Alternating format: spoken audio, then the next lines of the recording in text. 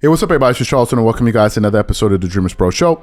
We cover everything from sports, hot topics, classic debates, entertainment. And we give you guys a fresh perspective on things and how we see them. And today we have a pretty serious episode for you guys that we want you guys to stick around for. So please make sure you're going to like the video and subscribe to the channel. Now, as all of you are fully aware, there's a big scandal in the NBA right now surrounding the Boston Celtics head coach, Ime Udoka, and a female staffer of that organization. And yesterday we purposely decided not to cover that story. The reason we decided not to cover the story was because we believed that it went beyond the scope of entertainment and news, right? We thought that it was a personal matter between a head coach and the female employee of that team, and they said that it was consensual. So, we just said, let's just allow everybody else to react to it. The only thing we did yesterday was we put up a poll on our channel, on our community section, and we asked our viewers, we polled them, asking them whether they agreed or disagreed with the Celtics' decision to suspend Ime Udoka for one season. And of the 3,000 people that voted, roughly 74% of them said that they disagree with that decision. Now, yesterday, however, Stephen A. Smith was asked to give, or rather address, the situation with the Boston Celtics and Ime Udoka on First Things First. And he totally went off on this situation, but he also went off on his own network and the Boston Celtics as an organization. So what we want to do here, we want to play his comments. It's a little bit lengthy, but we want to play his comments, and then we're going to really come back and unpack this thing. So take a listen to what Stephen A. Smith had to say here about this story. We have an update out of Boston regarding the situation with head coach Ime Udoka. Woj tweeting moments ago that Boston Celtics head coach Ime Udoka is likely facing a suspension for the entire 2022-2023 season for his role in a consensual relationship with a female staff member. Sources tell ESPN a formal announcement is expected as soon as today. Also tweeting, assistant coach Joe Mazzulla is likely to become Boston's interim coach for the seasons, according to sources. Stephen A., what are your thoughts with the situation? I'm appalled by this decision. If you're not going to fire him, he shouldn't be suspended. You can dock and pay. You can fine him. You can keep the stuff in-house. I'm appalled that this is publicized. I'm going to repeat what I said in the top of the show. I know of plenty of situations spanning the entire world of professional sports, not just the NBA, NFL, Major League Baseball. The list goes on and on where folks are messing around with each other. You don't see this become a story. This was leaked by the Boston Celtics organization. I know a lot of things about the Boston Celtics organization as it pertains to stuff like this that I could repeat. Mm-hmm. It would be irresponsible and none of my damn business. Just like it's none of our damn business now. And I'm going to say it again. I don't see nothing being put out and disseminated to the masses with these white dudes that's doing this stuff. I know plenty of white dudes that was screwing around while they executives or coaches or anything like that. I ain't talking about the NBA. I'm talking about professional sports. I know plenty. I've never seen this publicized. Why are we publicizing this about Ime Udoka?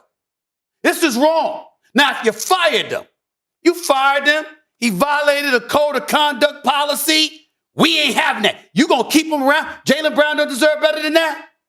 Jason Tatum don't deserve better than that? Marcus Smart doesn't deserve better than that? All of these cats that's on this team, Robert Williams and everybody else, they don't deserve, Derek White, they don't deserve better than that? Because this dude engaged in a consensual relationship, as egregious as that may be in some people's eyes, because you're going to hear more about this, and you're going to find out more about the woman involved, and that's unfortunate too. But the bottom line is, it's a personal, consensual situation between two adults. You violated the code of conduct policy. You violated the relationship policy or the organizational policy of the Boston Celtics, then you shouldn't be there. And if you're going to be there, what happened to it being a family?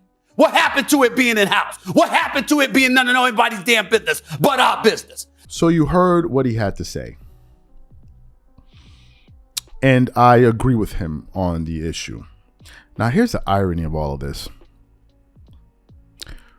Stephen A. Smith complained about the story being publicized and the Celtics leaking that information to the media because that's the only way that information would come out. But the question is, who broke the story originally?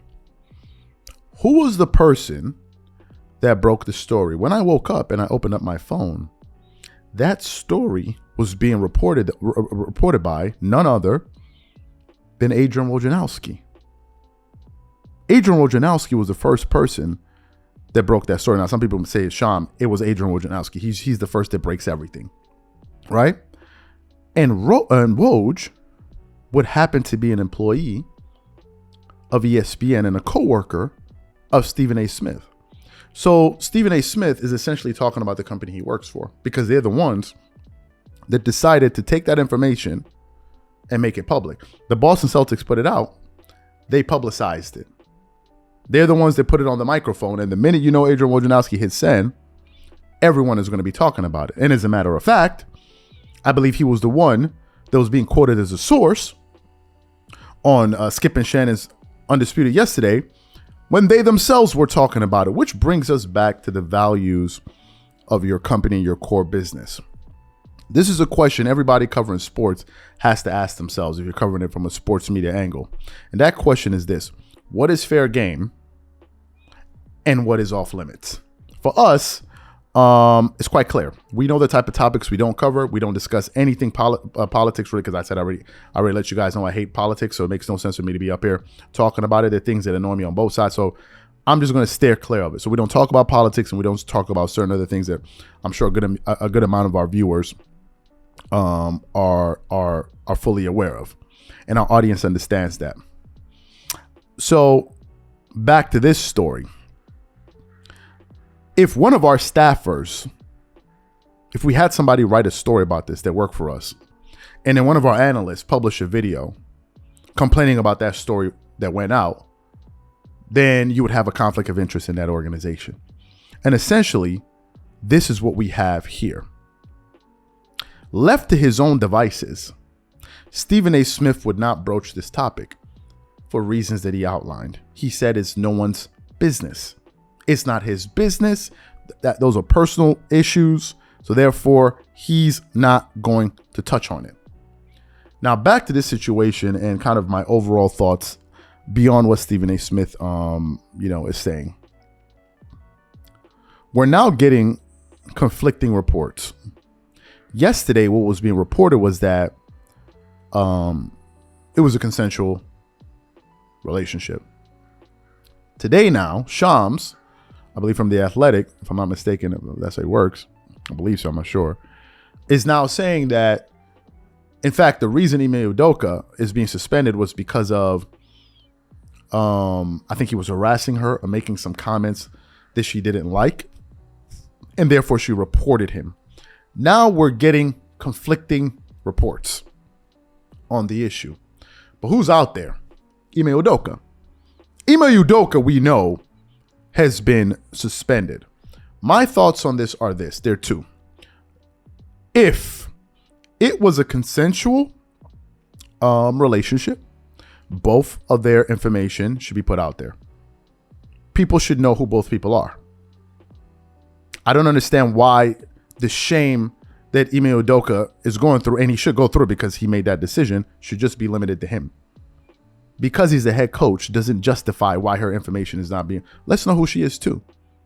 If it was consensual, I don't see why that would. Some people will say, "Well, no, he's in a position of power." My friends, you're not. That doesn't serve as a justification. If they both did it, both of their information should be out there. Why wouldn't it be that case? Now, if it wasn't consensual, then that's an entirely different matter. An entirely different matter. Because then, she was being forced and it's a totally different situation. But if it was in fact consensual, and that's all the reports we got yesterday, then I don't see why his information should be the only one out there. And finally, I'll say this last thing. My final issue with all of this. Black men have enough stigmas out there yesterday, what's being broadcasted across all sports media platforms is that there was workplace misconduct, and then you have this guy's face being blasted all over the world. So when people think of that, they think of him. My question is he the only head coach that ever did that in the NBA? Is he the only one? He's the only story? The only one? I don't want to go too further into that, but I just want to get that out there. And I think it's quite ironic that Stephen A. Smith is calling out, the company he works for, because essentially one of their staffs put that information out there. So these are my thoughts and opinions. Whatever you guys think, leave your thoughts and opinions in the comment section, and we catch you on the next episode.